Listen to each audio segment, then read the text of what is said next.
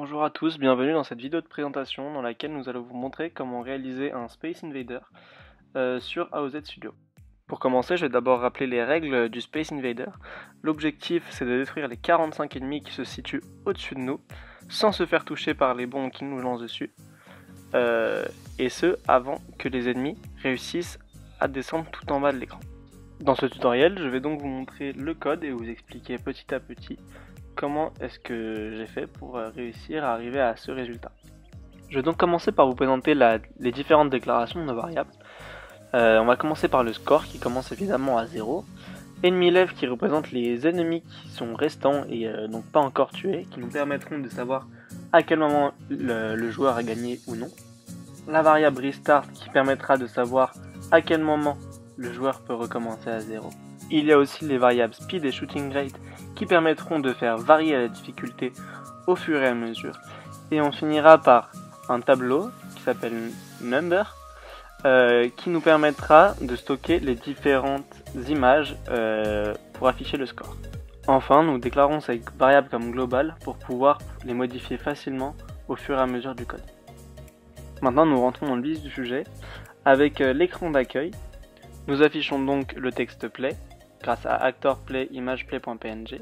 Puis nous installons une boucle entre repeat et until a égale 1 qui a pour condition le fait que l'utilisateur clique ou non sur le bouton de sa souris. On peut le voir grâce au if click n1 égale 1, delete actorplay a égale 1 et ça nous permet de rentrer directement dans la boucle de jeu. Maintenant que nous sommes sortis du menu de départ, nous allons pouvoir afficher Magic qui est le héros principal de ce jeu et que nous allons pouvoir diriger grâce à la souris. Ceci est caractérisé par le contrôle égale mouse only h only true qui veut dire qu'il ne pourra se déplacer qu'horizontalement. Le paramètre onCollision égale dead permettra de détecter toute collision entre une bombe et Magic et ainsi d'afficher l'écran de Game Over. Nous allons tout de suite nous pencher un peu plus sur cette procédure histoire de mieux la comprendre. La procédure dead va donc récupérer le nom de l'image qui est entrée en collision avec Magic et va vérifier si c'est bien une bombe. Si c'est une bombe, un son va être joué pour signifier la mort de Magic. Magic va disparaître et laisser place à un sprite de Magic mort, un petit fantôme, qui se dirigera vers le haut de l'écran.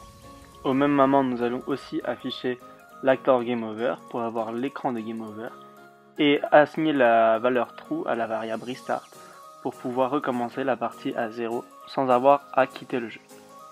Maintenant que nous avons fermé cette petite parenthèse, nous allons pouvoir nous intéresser au vif du sujet qui est la boucle de jeu. Et pour commencer cette boucle de jeu, nous allons assigner les valeurs de base qui initialisent la boucle. Donc nous pouvons voir de X jusqu'à left border. Puis nous allons réafficher Magic en plein milieu de l'écran et supprimer les ennemis pour nous assurer que la situation initiale du jeu soit bien respectée. Nous allons ensuite positionner nos ennemis un par un à l'aide des deux boucles for.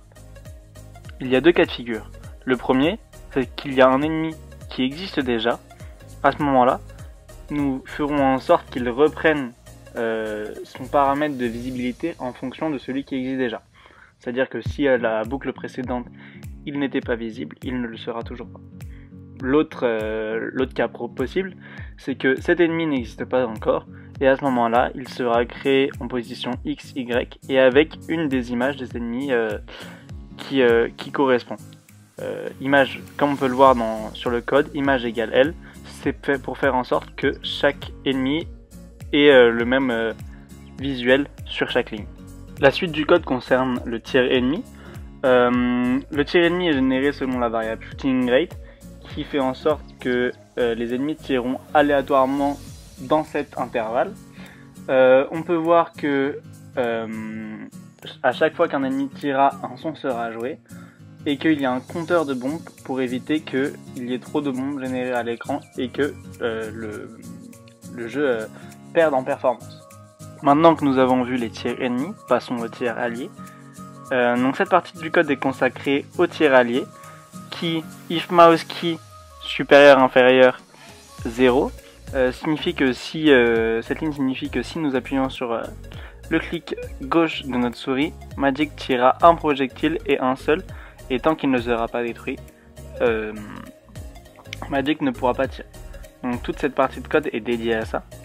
Mais nous allons aussi nous intéresser aux paramètres on collision des acteurs Magic Shot qui nous permettent de provoquer la mort d'un ennemi. La procédure shooted fonctionne de la manière suivante. On va récupérer l'image et vérifier qu'elle correspond bien à l'image d'un ennemi, donc entre 0 et 6. Et ensuite nous allons récupérer le nom de l'acteur du tir pour le rendre invisible. Dès que l'ennemi est détruit, nous ajoutons plus 100 au score actuel et le shooting rate diminuera de 10 jusqu'à atteindre une valeur seuil qui sera le shooting rate maximum que les ennemis pourront atteindre. Revenons maintenant sur notre boucle de jeu et nous allons nous intéresser à la condition de victoire. Donc if enemy left égale 0, then go to victory.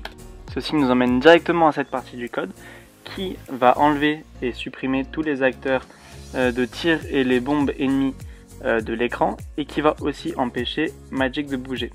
Il va aussi afficher le texte you win, attendra un clic et dès que l'utilisateur va cliquer, la vitesse augmentera de plus 1 et le jeu recommencera depuis ennemi et la boucle de jeu sera la même, juste en un peu plus rapide. Enfin, comme nous l'avons vu précédemment, si Magic est mort, restart sera égal à true et donc nous irons directement à la partie restart du code. Lorsque nous arrivons à restart, tous les acteurs sont supprimés et la vitesse revient à la normale ainsi que le shooting rate, avant de recommencer une partie. Pour en finir avec cette partie du code, regardons la partie Update Score qui permet de mettre à jour le score du jeu en temps réel.